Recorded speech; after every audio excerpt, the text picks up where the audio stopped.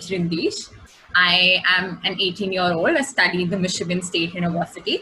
I just got admitted, so I have my virtual orientation beginning, for the fall 2020, and then I'll be coming to the United States in January. And Wow, that's amazing. yeah, so yeah, um, so today I'm here on the behalf of the Teen Pop magazine. The Teen Pop magazine, which is the first online magazine for high schoolers that gives young, aspiring journalists the opportunity to share their voice, build a writing portfolio, and receive peer feedback and mentorship in the editorial industry. If you would like to write for them, check their website, the teenpop.com. Today, I'm in conversation with a singer, Kira Rizavi. Kira has always had a passion for singing and music since the minute she could talk.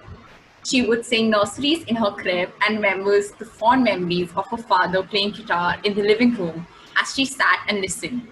As she got older and formed her own taste in music and admired the artists like Diana Ross and the Supremes, Stevie Wonder, Jackson 5, and the Temptations. Her parents put her in musical theater and dance classes, and soon she became obsessed with the arts and singing. She looks forward to pursuing her dreams as a singer and working hard. Hey Kira, how are you doing today? I'm doing amazing. That was a wonderful introduction. Thank you. Thank you so much for a wonderful person. Yeah. Thank you. All right. Now I have some questions for you. All right, let's get into it. My first question being, what was your childhood like and when did you start singing?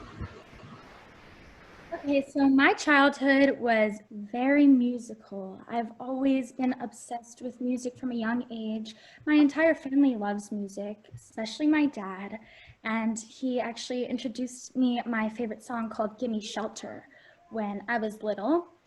And I would just scream it in the car because you hear that background. I don't know if you've heard the song, but it's an amazing song. And I would just scream it in my room because I was like so wanting to be on that stage and so wanting to be that character. And it's just the greatest like live performance and song I've ever heard. And I think that's what really set me off into wanting to be an artist and everything. And so, yeah.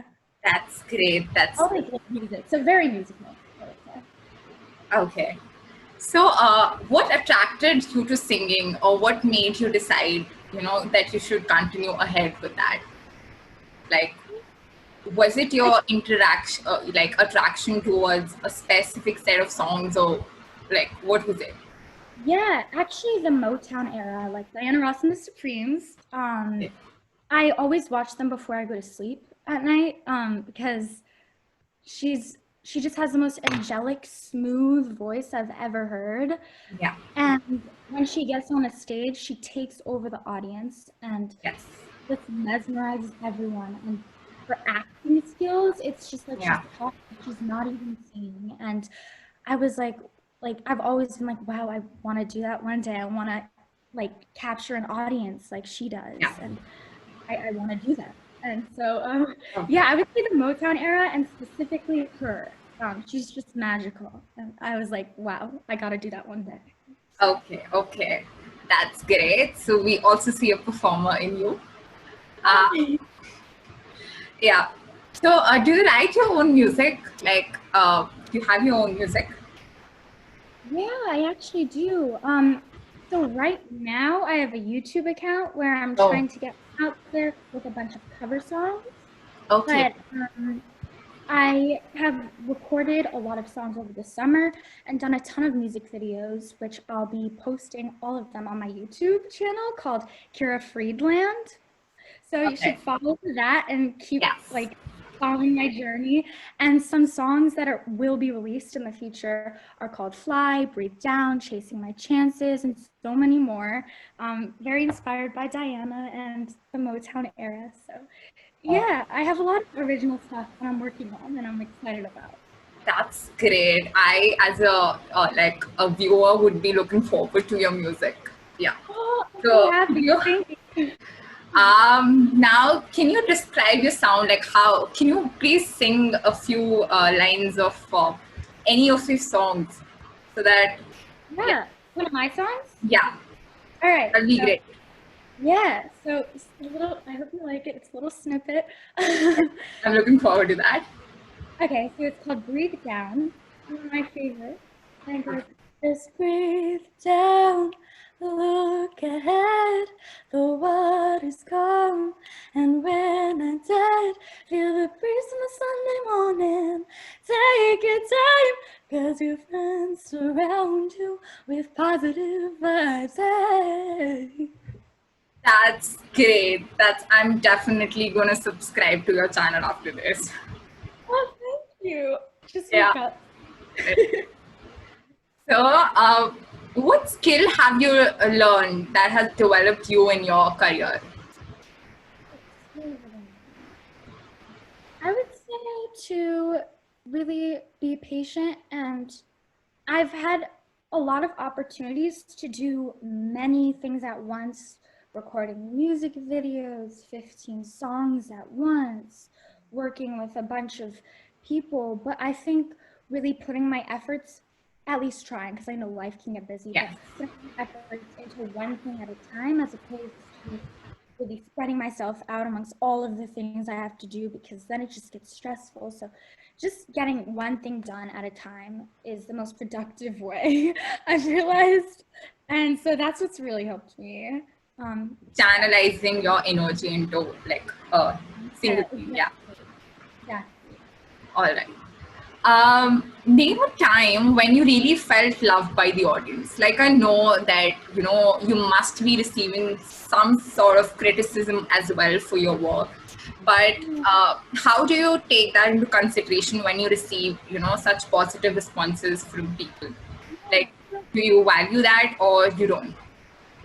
So I really focus on the positive, not so much the Oh, negative, because um, people who comment mean stuff, I feel sad for them because they clearly don't feel good about themselves. They're sad people. And so just the fact that they're like looking just says like maybe like they admire like what I'm doing at least a little bit. But one time I felt loved by the crowd was definitely when we traveled to Costa Rica, and it was on New Year's Eve, and there was this band playing, and it was a lovely family setting, like a bunch of tables, okay. like huge family gathering, fun. And there was this band playing, and I was like, they were on their break, and I was like, oh my God, I really want to perform. I have my iPad. I saw the little plug-in that I could plug in my phone to, and Okay. I had 4 songs that I really wanted to sing in front of an audience. And I was like, just got to be fearless. I just got to do this. I really want to like get up there and sing because I was really feeling the passion. And so I like asked them like, hey, can I get up here and sing? And they were a little bit like nervous at the beginning because they were like, we don't know this girl. But since I was like confident, they were like, all right, get up and sing. And I just had the best time, and the audience was so fun, and I was really working off the audience's energy, and it was just like the greatest time. I just love like getting up on stage and just like Okay. doing stuff like that. It makes you stronger and Yeah. courageous. Like do it, it just gives you Yeah. a high like nothing Yeah. else. That's great. That's great.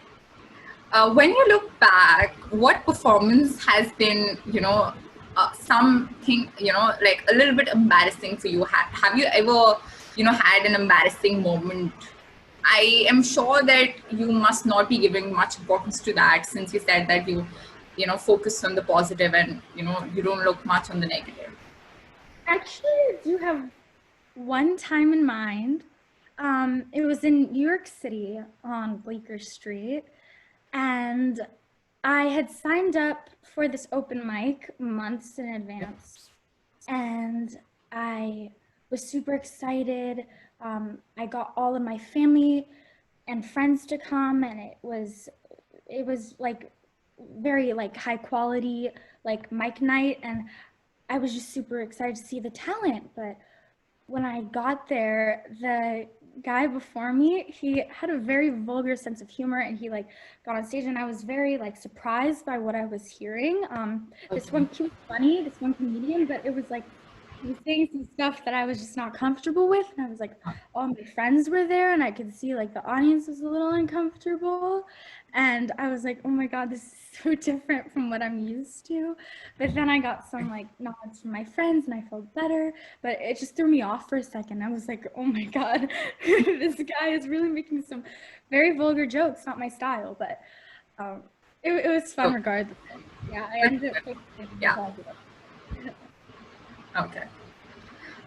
If you could go back in a time to when you were first starting your career, knowing what you know now, what advice would you give yourself? All right, so I would say being patient, being kind, collaborating with everybody you can, networking. Okay. Um,